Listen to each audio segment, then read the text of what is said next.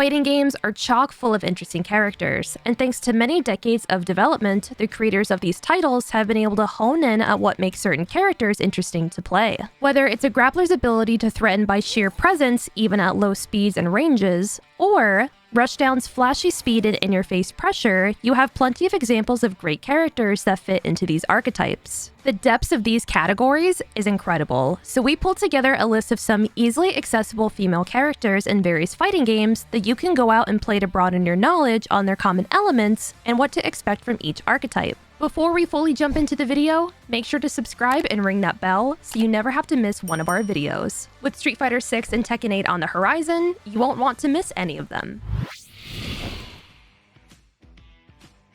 There is no shortage of classifications, boxes, and labels in the fighting game world. If you wanted, you can really dig deep into what makes a character tick, or what kind of features certain characters have that make them similar or different from every other character you see on the roster. Shoto, Rushdown, mix-ups, trappers, glass cannons, clones, puppeteers, stance, zoners, and much more along with every increasingly ambiguous label have been used all across the fighting game community to try to compress characters' kits into bite-sized tags. Even when exploring a particular subgenre, like anime fighters, 3D fighters, or platform fighters, you can find a plethora of different principles developers have when building certain characters. Making things more complicated, sometimes games will choose to emphasize a general aspect of their mechanics, such as air dashing and air juggling, leading to the need to differentiate characters even though they would all be lumped together as the same general archetype in another game. It's also worth noting, and something we will explain in each of our picks, that these archetypes often share things between them. Although you're not likely to see a Rushdown character that also features strong, long-range projectiles, there are plenty of situations where two types of characters can seem to morph a little, share similarities, and even be confused for one another in their respective games, depending on what the game values most. Even before Street Fighter V, Cammy was already considered a pretty solid Rushdown-style character, but her development throughout the many games inside the Street Fighter series has really cemented the idea that she is one of the best Rushdown characters for players that want to learn the basics. Rushdown characters, in general, can be the flashiest and most entertaining characters in a particular game. This doesn't mean they are the most difficult to master, or even that they are the most popular characters in the game's roster, but there is something naturally cool about rushing towards an opponent with full intention of smashing their face in that just feels good in fighting games. Cornering an opponent and applying all the things you've labbed over time to make sure they can't break away is a feeling only a handful of fighting game character archetypes get to experience. Although Cammy herself might not be the best Rushdown character on paper inside the Street Fighter V's roster, she certainly is a great way to get started on that type of gameplay. Her normals have great range, she has a good number of options for her low pokes, and plenty of good anti-airs. Although she's not a footsies character, she certainly requires some knowledge of the concepts behind footsies to be able to play at a high level, which is a good thing to learn for any type of character out there. There's a worthy distinction to be made here, as footsies characters don't necessarily have to get up close to their opponents. They can, and often benefit, from staying at the mid-ranges, controlling much of what is happening in the neutral and, to a certain extent, apply zonal control. Rushdown characters like Cammy also benefit from proper footsies greatly, and her range and low pokes allow for some of it. But the end goal of any solid Rushdown is to break through the gap and be face-to-face with their opponent to unleash their true power. Alright, you caught us! We needed an excuse to bring Panda back for another one of our top videos. We just didn't get to talk about her enough in our top 5 non-human fighters in fighting games. And yes, if you want to get technical, Panda is just a clone fighter from Kuma, but when did technicalities get in the way of explaining good old fighter archetypes? Yet we promise there is a good reason we want to highlight Panda in this video. And no, it's not that Bandai Namco has yet to announce that she will be in Tekken 8, although we can certainly hope so. No, but the reason is that Panda is part of a fairly niche archetype of characters that rarely gets talked about, the big body archetype. Also, there is a small sidetrack in the vast river of details of archetypes that deals with joke characters that we won't get into right now, but we do feel that Panda is not a joke character by herself. Yes, her story within the game is played up for laughs, but in the context of competitive Tekken, players haven't won an entire Tekken World Tour maining her, but that doesn't mean her moveset itself is a joke. With that being said, compared most to other labels, big body fighters are not as common, and often they end up feeling more like slow grapplers who focus on their slow movement and command grabs, with the ability to put pressure simply by being up close. But with these two archetypes, although they share a lot of basic elements, also do have some differences that you should keep in mind. Big body fighters, like Panda, don't suffer from a common limitation from their grappler cousins, the ever-frightful stubby normals that require closer ranges. They are able to be a threat in the neutral despite their slowness, not because they could break through and command grab you, throw you, or set up a chunky combo, but because their mid-range attacks and pokes are legitimately scary. For Panda specifically, this means staying at mid-range distances and always being on the lookout for a nice counter hit to launch her opponents up into the air and drive them right into the wall.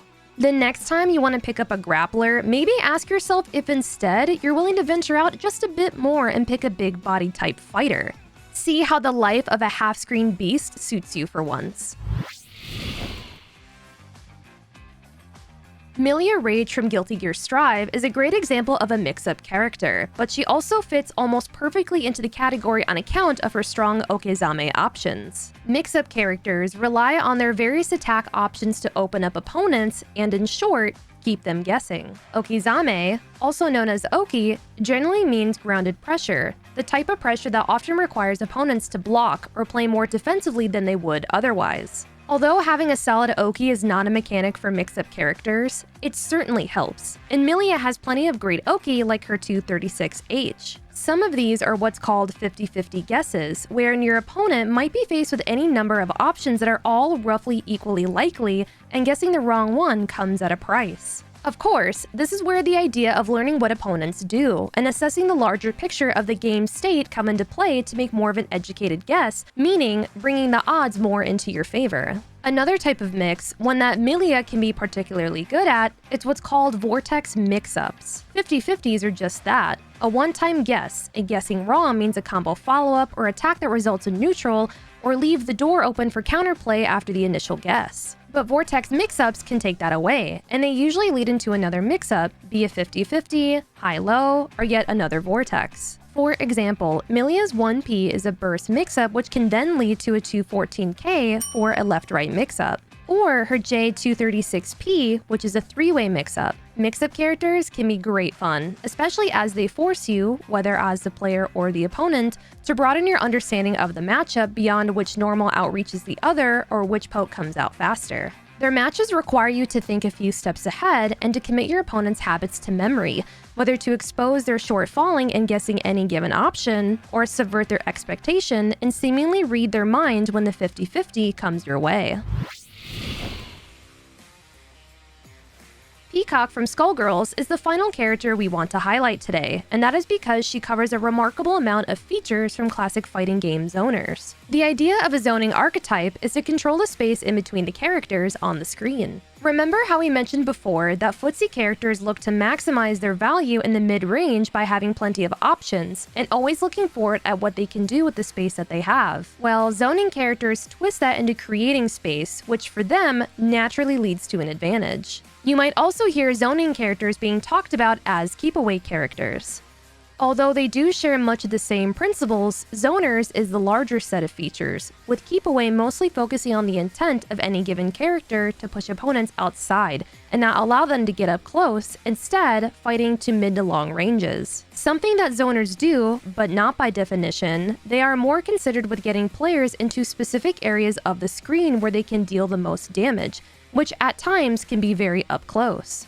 Peacock is one of the quintessential styles of zoners who use projectiles of various speeds and sizes to push away opponents and apply their pressure. But the rabbit hole goes much deeper, with zoning fighters leading into different types of area denial. Take for example Peacock's 2HP, which shoots up a cannonball that explodes into a fireball and is cancelable into other moves for both offense and defense. This would be a classic projectile zoning tool, and once it's out, Peacock can do whatever she wants during its action. Other zoners can make use of traps, projectiles that remain largely in one place, but that is not necessarily the case for every zoner. In fact, even if the most common tool for zoners are projectiles, a character can also be a zoner with very large disjointed attacks. Think of how Min Min is depicted in Super Smash Bros. Ultimate. But the reason we went with Peacock over Min Min, or Valentine here, is that she really is just pure honest projectile zoning. Her slow George's Waddle is a perfect zoning tool for mostly grounding opponents. It's the perfect example of why projectiles don't have to be fast and difficult to see for them to be valuable. The value of people's attention is the commodity that zoners trade in. They require their opponents to be vigilant about what it is that's out in the field, what could come next, and what kinds of patterns the zoner will come out with and swap to. Peacock does this brilliantly with projectiles that travel either in a straight line, slowly, fast, explode, or any number of other features that might make it seem harder to pinpoint a good time to break through what might at first seem like senseless spam. Upon closer inspection, it is a deliberate attempt to condition players to stay away from her. Ultimately, any complete list of archetypes in fighting games would almost be never-ending, and you can always find new ways to categorize characters based on any number of criteria. So let us know in the comments which archetypes resonate with you the most and why.